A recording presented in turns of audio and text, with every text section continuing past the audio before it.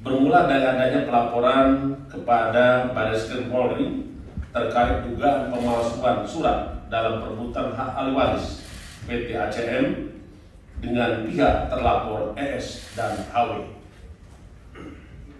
Atas pelaporan tersebut, ES dan HW melalui rekomendasi salah seorang kerabatnya kemudian diperkenalkan dengan tersangka BK yang saat itu dimutasi sebagai Kepala Subbagian Penerapan Pidana dan Hak Asasi Manusia Bagian Penerapan Hukum pada Biro Bantuan Hukum Divisi Hukum Mabes Polri untuk berkonsultasi.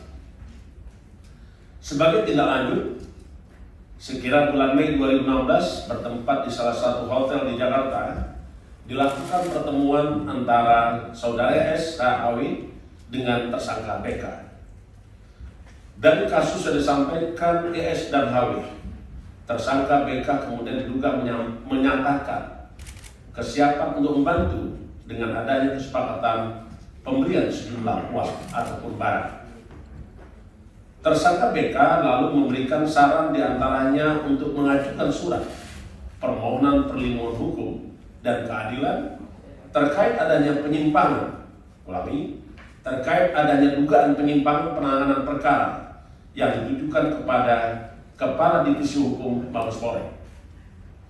Menindaklanjuti permohonan dimaksud, tersangka BK lalu ditunjuk sebagai salah satu personil untuk melakukan verifikasi termasuk meminta klarifikasi pada Barreskrim Polri. Sekitar Oktober 2016 dilakukan rapat pembahasan terkait perlindungan hukum atas nama ES dan HW di lingkup Divisi Hukum Mabes Polri, dan tersangka BK kemudian ditugaskan untuk menyusun kesimpulan hasil rapat yang pada pokoknya menyatakan adanya penyimpangan penerapan hukum termasuk kesalahan dalam proses penyidikan.